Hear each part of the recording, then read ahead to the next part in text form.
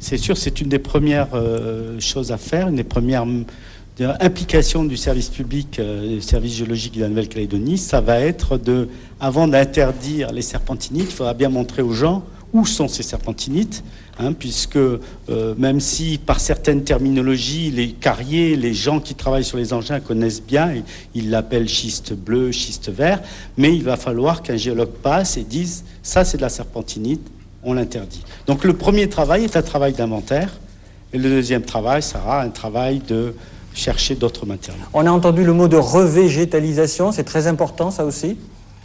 Il me semble que c'est évident, si on ne veut pas que les matériaux que l'on a découverts, les matériaux que l'on a étalés, si on ne veut pas que le vent, que l'érosion emporte des fibres dans l'environnement, une des premières mesures les plus simples, c'est ce qu'on préconise d'ailleurs aux gens qui habitent sur des talus où malheureusement il y a de la serpentinite, et on est très nombreux à vivre pas loin de la serpentinite. Première chose, c'est planter dessus. Monsieur Collin. Arroser, planter. Comme le dit Bernard, en fait, c'est la fragmentation mécanique qui est dangereuse de ces fibres. Et pour l'éviter, il est clair que tous les terrains qui sont dégradés, il faut qu'on travaille sur des programmes de restauration écologique de ces sols, avec, bien sûr, dans le contexte que l'on connaît aujourd'hui, en respectant la biodiversité et l'endémicité. Madame Baumann, depuis le temps que vous travaillez sur ces questions de l'amiante, est-ce que les zones amiantifères ont changé, selon vous ? Les zones amiantifères ne peuvent pas avoir changé. La géologie n'évolue pas en termes... Mais est-ce qu'on a découvert d'autres zones dangereuses, par exemple? C'est ce que je voulais dire. Bon, on n'a pas fini de travailler. C'est ce que j'étais en train de penser pendant qu'on parlait. Je veux dire, il y a 10 ans ou il y a 15 ans, on a parlé du Pau. Maintenant, nos travaux sur Waialou ont montré ce problème de serpentinite étalée sur les pistes, cette carrière. Et le travail de recherche autour des cas, donc de mise en évidence des risques possibles, n'est pas terminé. Il y a quand même des personnes qui ne vivent pas à Waialou ni au bord de la Konetiwaka qui ont été contaminées par d'autres voies certainement. Et donc les travaux de recherche autour de tous ces cas, savoir où ils ont vécu, quel travail ils ont... Et que dire de ces fameuses terres blanches de Yengen? Bon, pour l'instant, je n'ai pas encore été sur le terrain de Yengen de façon précise. Il y a 2 cas recensés au registre de cancer à Yengen. Donc il y a forcément un risque aussi qui existe là-bas. Maintenant, est-ce que c'est du Pau? Pour l'instant, je ne peux pas vous répondre. Madame Robineau, le mot de la fin. Alors le mot de la fin, moi j'ai envie de vous dire que ce challenge est un formidable challenge d'équipe. Vous l'avez vu, là ça regroupe à la fois des moyens financiers, des volontés politiques, l'implication de partenaires multiples et variés, et même l'implication du citoyen au travers de l'information. Donc c'est pas un challenge uniquement des chercheurs ou des politiques, ni des associations, personne n'y arrivera tout seul.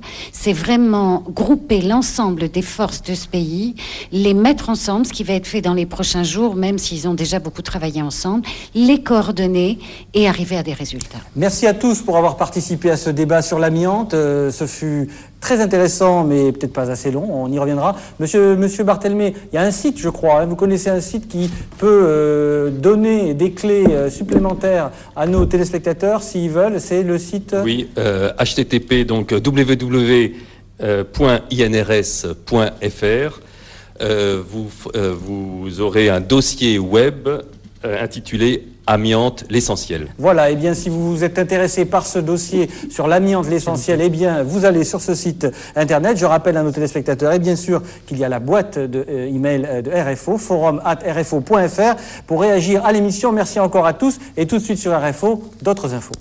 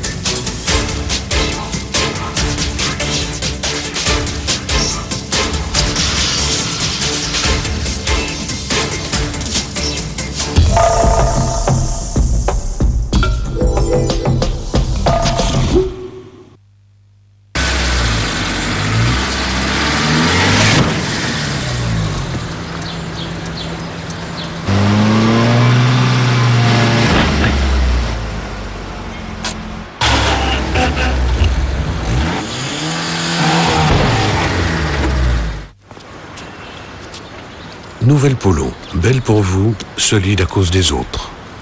Polo de Volkswagen à partir d'1 690 000 francs.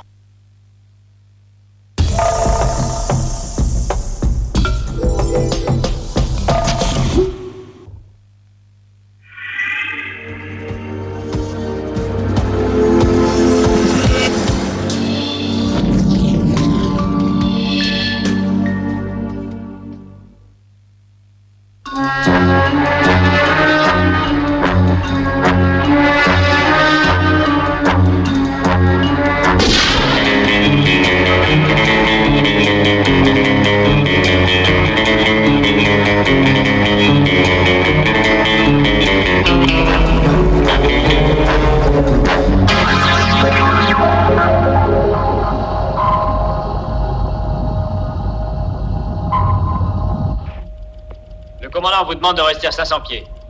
Attention à contrôle, on stabilise à 500 pieds. On stabilise à 500 pieds. On stabilise à 500 pieds.